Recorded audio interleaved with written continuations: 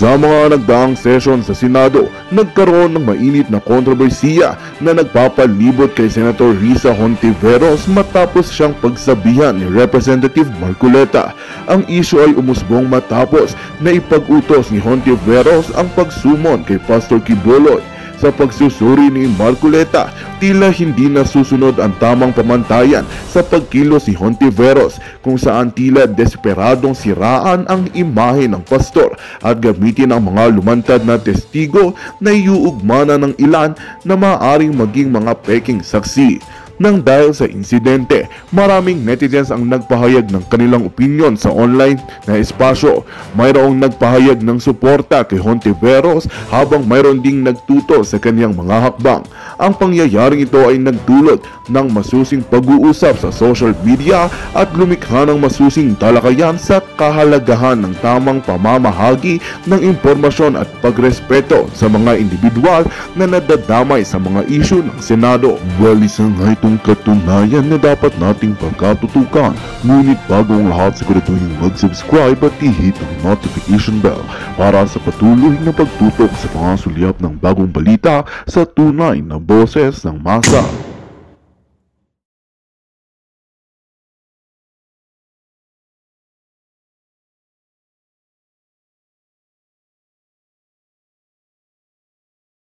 Penal Code. O pagka wala namang malinaw na gano'n at gusto mo lang ipatawag sapagkat gusto mo siyang lumantad at pagkatapos para siya ituro ng mga testigo na kinalap mo, para sa akin sa sarili kong panukat parang hindi ata nakasalig sa mga pamantayan Lalong-lalo na may nakita ko nakatakip ang mga mukha. Yung identity ng mga tao na parang magbibigay ng kanilang mga statement para usigin si Pastor Quiboloy. Bakit hindi mo ipakita yung identity ng mga tao? Doon lang makikita mo parang wala sa walang basihan Bakit ka mo? Ikaw ba manguusig ka nang hindi mo ipakikita kung sino ka? Yung bang gagawin sa Senado ay katapat nung gawain ng National Prosecution Service? Katapat ba nung gawain ng Piskalya? Hindi. So ano mangyayari? Meron ba due process? Wala. Makakasagot ba yung taong inaakusa? Hindi. Mabubuyang-yang ka lang pero one-sided ang labanan. Ayan po mga kaibigan, si Risa, hinambalos po ni Congressman Marcoleta mga kaibigan. Tama din naman si Congressman Marcoleta. Hearing ng hearing, wala naman talagang napapala dyan. Ngayon Risa, hindi po tama ang ginawa mo. Wala pong basis. Diba? Wala naman talaga siyang ginawa dyan Dapat nga, ang sabi ni Congressman Marcoleta, in aid of legislation. Pero anong nangyari po guys? Nabubuyang-yang lang yung pangalan mo, yung sarili mo, nasisira lang ang reputasyon mo, nasisira lang ang pangalan mo. Pero anong nangyari? Wala, nga. 'Di ba? Sinisira lang talaga nila ang reputasyon ng isang tao. Lalo na po itong si Risa mga kaibigan diyan sa Senate hearing. Dahil ang point talaga nila diyan or ang target talaga nila diyan, mapahiya po itong si Pastor. Yan lang naman talaga Kaya nga itong si Congressman Marcoleta mga kaibigan, buti na lang ay suportado niya po itong si Pastor mga kaibigan. I mean, medyo matagal din natin hindi narinig si Marcoleta Minsan naasar na nga tayo, di ba? Pero okay din naman. At least, di ba? Ito, sana po nakikinig si Madam Risa. Dahil pinagsabihan na po talaga siya dito guys. Hindi po maganda ang ginagawa mong hearing na yan. Dahil wala pong fairness. Nakikinig ka lang sa isang side. Kasi syempre, pagdating doon mga kaibigan, hindi ka naman talaga pagsalitain dyan Isang side lang pinapakinggan dyan Di ba? Kahit gano'n nangyari sa Kamara, yung ka Eric at kay Dr. Lorraine Badoy, nung nagsalita sila, anong ginawa? Contempt. Dahil ayaw nilang marinig. Ganon din nangyari dito sa hearing ni Pastor mga kaibigan. Wala talagang fairness. Kaya masakit po sa dibdib guys na nakikinig kayo, nanonood kayo ng hearing na puro lang sila. Pero pagdating po kay Pastor guys, or doon sa mga testigo ni Pastor, hindi po niya pinagsasalita. Yan po ang pag-uusapan natin ngayon mga kaibigan. At meron po tayong good news guys. Magbibigay po tayo ng update sa Cebu Rally, Bukas na po yan mga kaibigan, Magbibigay natin ng updates maganda po ang balita ng atin ngayon dahil akala ko kasi guys, itong si Mayor Rama, hindi po siya makakadalo. Pero this time guys, nagbigay na siya ng pahayag na siya po ay makakadalo. Ayan po, no?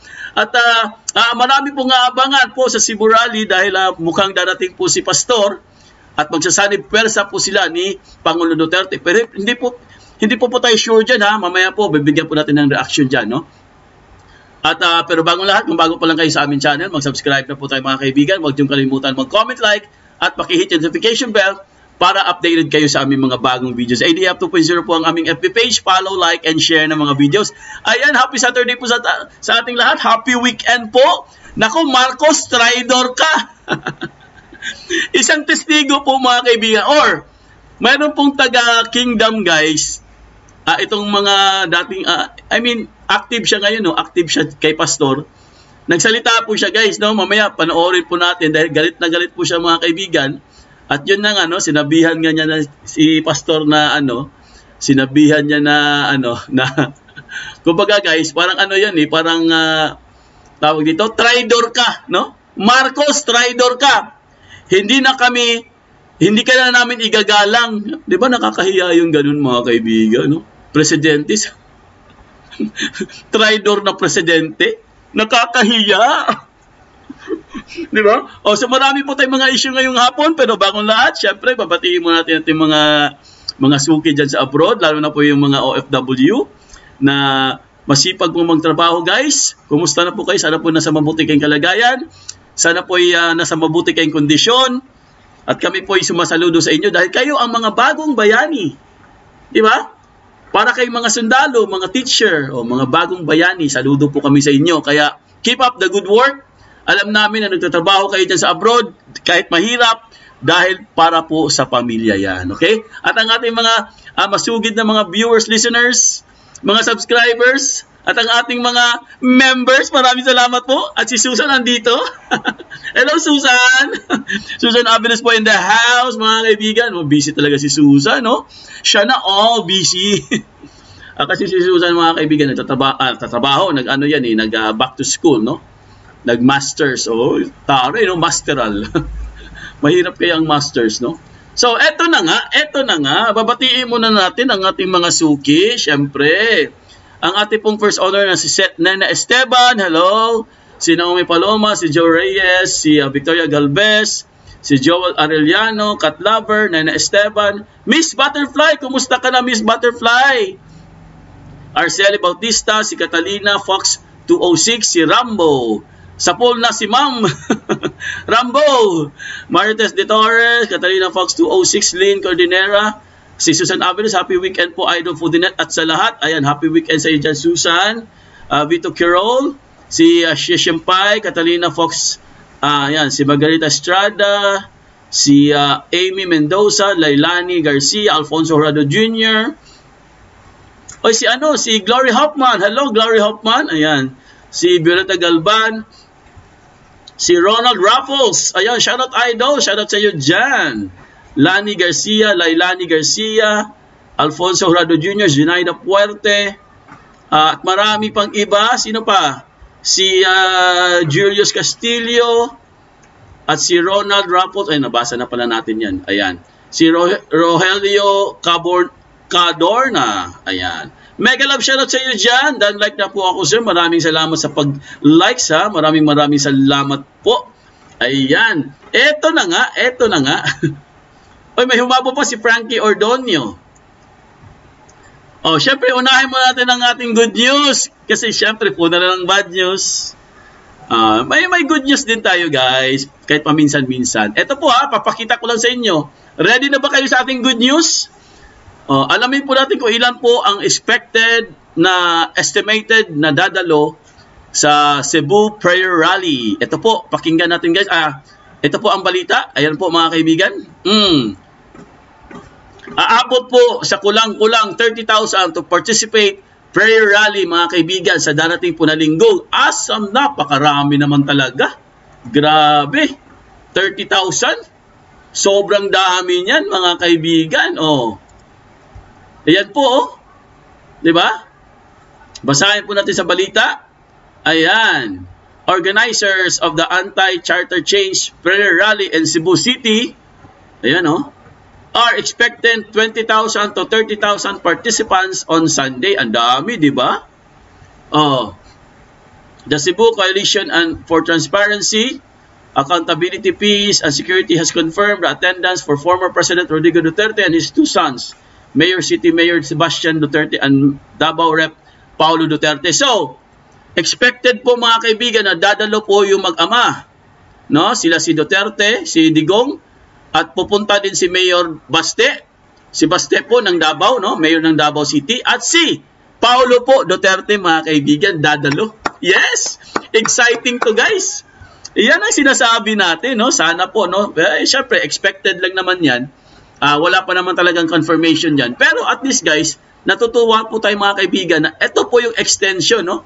Ito po yung extension nung nakaraang prayer rally sa Davao City, mga kaibigan. Parang ito yung ito yung continuation no? Parang ganoon So, marami po mag-expect diyan, guys, no? At marami po talagang dadalo diyan dahil nga ayaw na talaga nila sa administrasyong Marcos. Walang transparency. Kaya nga ang tema po ng rally nito, guys, transparency. Kailangan po natin ng transparency katulad po ng sinabi po ni Ted Filon na pinapanood nyo kagabi, na pinablog natin ito kagabi, na wala na pong transparency itong bansa na to. At marami pong natuklasan, guys, na hindi lang pala sa DSWD or sa AKAP nagkaroon ng insertion na 26 billion.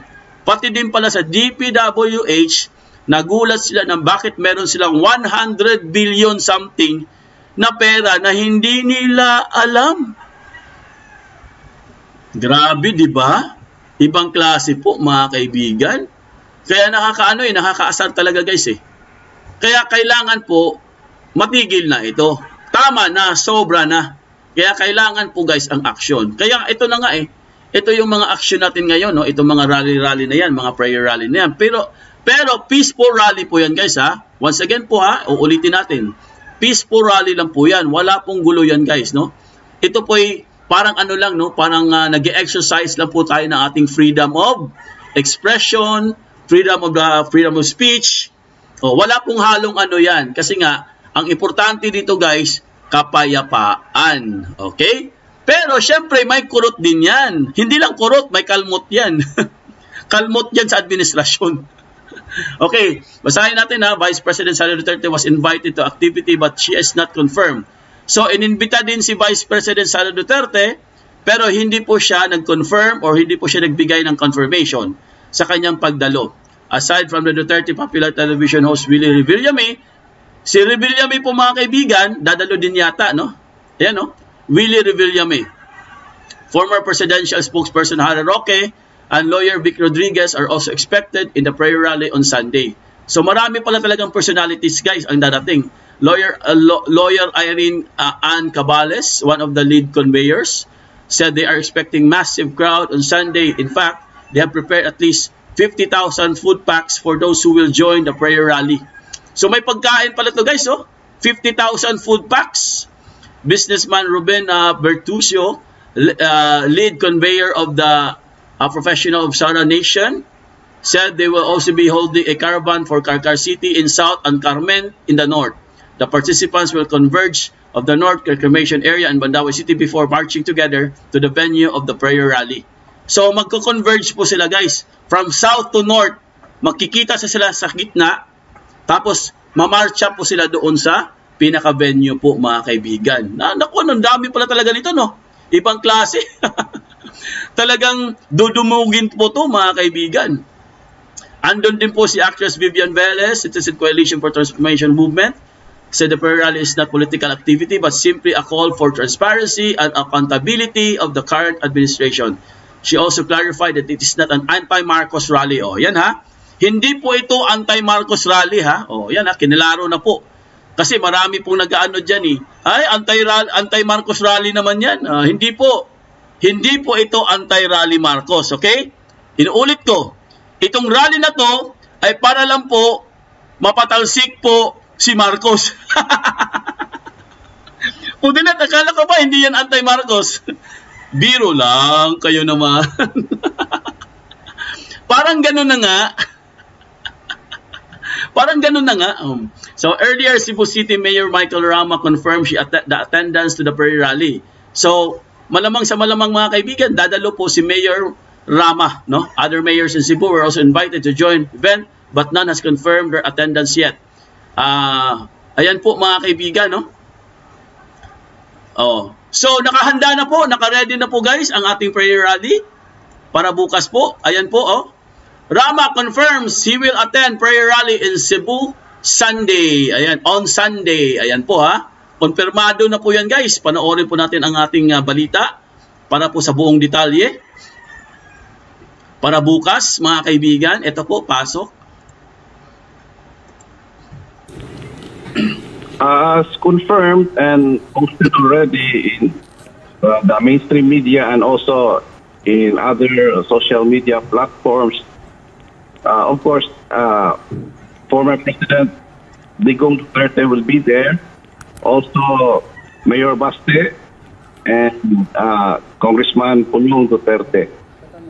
And also joining them are attorneys Harry Roque, Vic Rodriguez, and Glenn Chong. What about Senator Amy Marcos and Vice President Sara Duterte? Nakapag-confirm na po ba sila? I'm not at liberty to say that, but we're expecting them. But I am not the official spokesperson for this. I was just called because our spokesperson is, I don't know where she is right now. She's attorney, and in her behalf, I'm just speaking in her behalf. Okay, ito po ba ay extension ng ginawang prayer rally sa Davao noong January? Is this part 2? Yun po ba ang ating pakay ngayon against Chacha? Yes, ma'am. Basically, this is the second part because I've also been to Davao last January 28, and we're just replicating what happened there here in our hometown, Cebu. Because we just want, of course, the government to listen to us that we're really concerned about the developments and the detrimental effects it brings to all of us. Ruben, we understand this is an anti-Chacha rally, but can you clarify for us exactly what your group are protesting? Actually, we are not protesting, but we as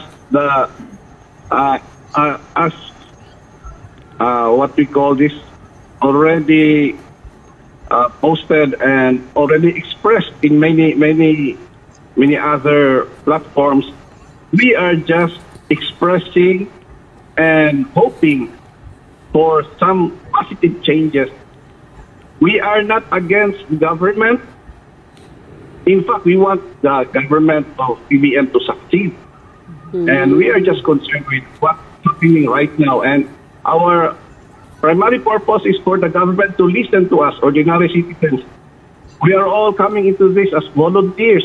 We don't have any political or whatsoever political inclinations or organizations or affiliations.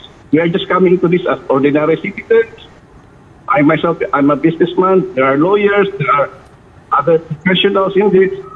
We're coming into this as concerned citizens. Ayun po mga kaibigan. So, kinonfirm lang po guys ng isang itong si Ruben, no, na convener po siya ng ng rally po guys, or nung prayer rally sa Cebu. Siya pong pinaka main organizer po, no, ng mga rally po ng ito nga, yung transparency po. So, kinonfirm lang yan guys na hindi po ito tungkol po kay Kuting. Wala po. Ito pong rally na to guys, nagpapa-express lang po, no, is an expression po ng ating freedom of expression na siyempre kailangan natin ng transparency. Prayer rally nga no, na sana po magkakaroon po tayo ng transparency sa gobyerno. Dahil mukha pong wala na po talaga, no? Mukhang hindi po natin alam kung saan galing yung mga budget na yan. Bigla-bigla na lang lumilitaw na may mga insertion. Nakakagulat po yung ganun. Dahil, anong sunod niyan? Pag hindi po natuklasan yung mga budget na yan, anong sunod? Siyempre, bulsa. Ang sunod yan, ibubulsa na po yung mga pera na yan. Kasi sabi nila, wala ng pork. Pero, kunwari lang walang pork, pero pag iisipin mo mabuti or i-analyze mo, andyan pa rin yung pork, binihisan lang ng ibang damit. Parang ano yan di ba yung tanong ni Ted? At tanong ni Lacson, di ba? Sabi niya, ang baboy, pag nilagyan mo ng lipstick, nilagyan mo ng makeup, anong itsura? Baboy pa rin. Oh. Nag-lipstick lang, nag-makeup lang. So, ganun din yun, guys. Itong panawagan na transparency. Dahil kahit anong gawin nila, mga kaibigan, kahit anong tago nila sa pera, malalaman at malalaman pa rin yan. Ang delikado lang dyan, guys, baka bigla na lang pong mawala yung mga pera natin at hindi na natin ma-recover. Diba? Yun ang pinaka-point dyan. So, malamang sa malamang, dahil ito po ay part 2, syempre pag may part 2, may part 3. So, abangan po natin ang part 3, guys. Malamang ang part 3 niyan, Luzon na. Oh, dito na po sa atin. Malamang sa malamang, makakadalo na po tayo talagang lahat niyan. Kasi hindi na tayo mamamasahe ng eroplano, dito na po sa Luzon niya, no? Sana po. Ang part 3 niyan sa Luzon na. Malamang sa malamang. So, sana makakahanap sila ng perfect na panahon, kunwari, walang pasok, no? Para marami talagang tao. Dadagsain talaga. So, abangan po natin yan bukas, guys. Nagpapasalamat lang tayo once again sa mga organizers na talagang pinupush talaga nila, guys, na matuloy ito. Dahil napaka-importante ito, guys, eh. Hindi lang naman to sa hindi naman to para anuhin si Kuting, anuhin si Ahas. Marami po itong mga issue, guys. Unang-una, hindi nagpa-drug test. Ganon din pala. Pangalawa, di ba hindi nagpa-drug test, O di ba yung hindi nagpa-drug test, meron pong si Kapitan Dado, may bago siyang ultimatum dyan sa katapusan ng March. Aabangan din natin yun, di ba? Katapusan ng March, pag hindi pa rin, wala na. Di ba? Sasabog na po ang bulkan. So, yun po mga kaibigan, gusto ko lang i-confirm ulit sa inyo na itong rally na po to ay hindi po ito laban sa Administrasyong Marcos. Okay? Klaro yan galing sa akin yan. Ito pong rally na to para po mapatalsik siya. Pudinet, klaruhin mo yan mamaya, makontempt ka. Siyempre, yun naman talaga ang punterian yan. Kaya nga nag-rally. Ay, nako. So, yun po mga kaibigan, ito po ano lang natin, guys. I-play lang natin yung kay Rama, kay Mayor Rama, para po i-confirm din natin. Pakinggan lang natin si Mayor Rama, mga kaibigan. My party affiliation ends when the country's interest demands. Then, of course, I want to be very clear. I want to be very explicit.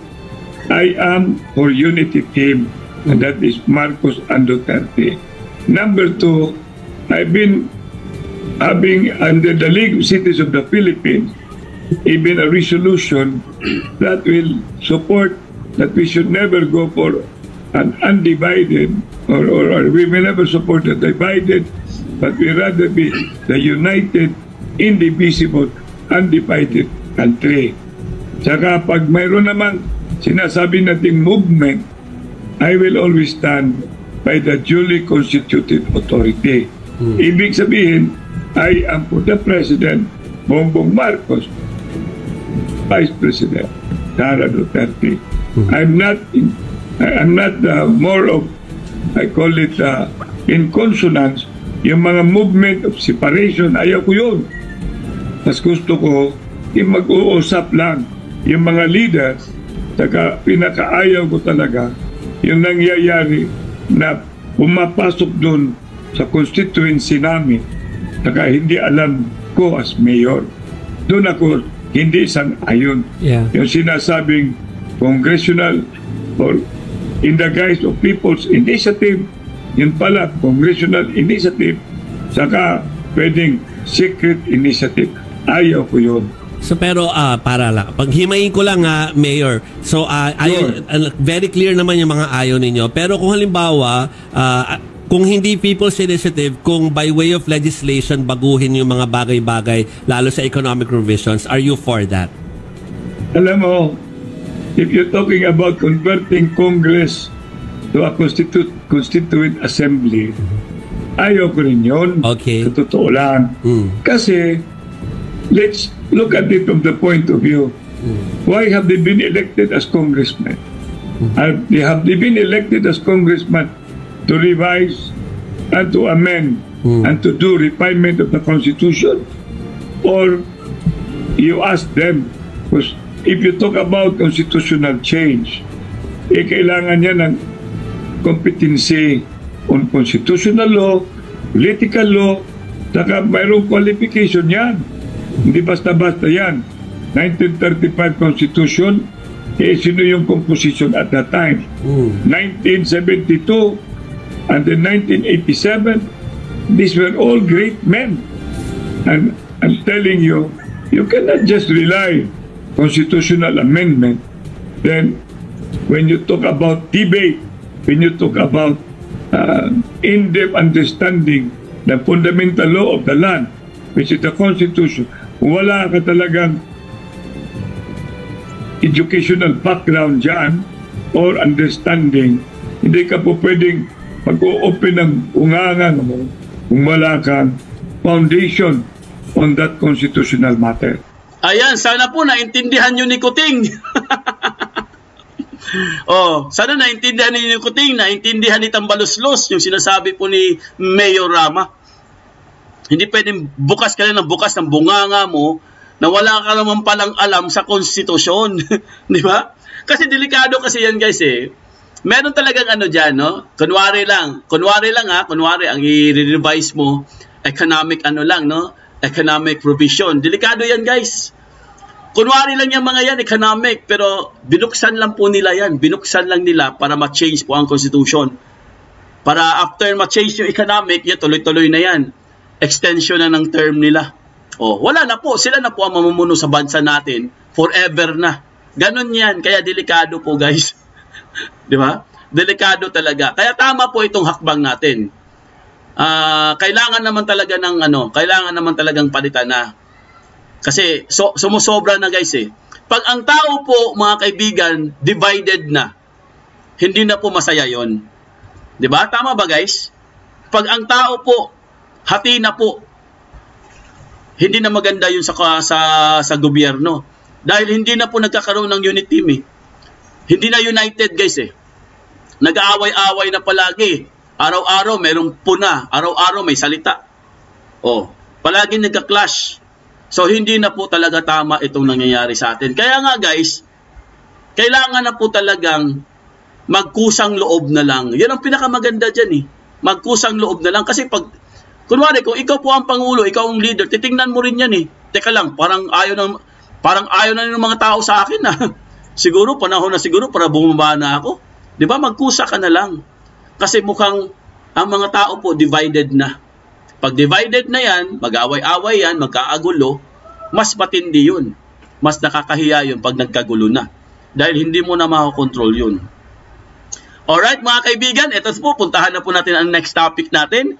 Dahil meron po isang miyembro ng Kingdom Jesus, no? Itong kay Pastor, na grabe guys, no? Sinabihan po itong si Marcos na, "Traidor ka, Marcos." Ang tindi mga kaibigan, no, na sinabihan ka ng traidor, no? Traidor naman talaga. Dahil wala kang pakialam sa mga tao. Yung mga pangako mo, hindi mo sinusunod, kaya sinasabihan ka ng traidor. Hindi mo masisisi ang mga tao eh. Kung sinusuka ka na at sinasabihan kang traidor. Diba? Si partner, nandito pala in the house. Hello, partner. Paano siya makukusa yung tagal ng panahon ni inintay yung sila ngayon pa ba sila bibitiw? Kaya nga eh. Yun nga yun, partner. Yun nga yung sinasabi namin, partner eh.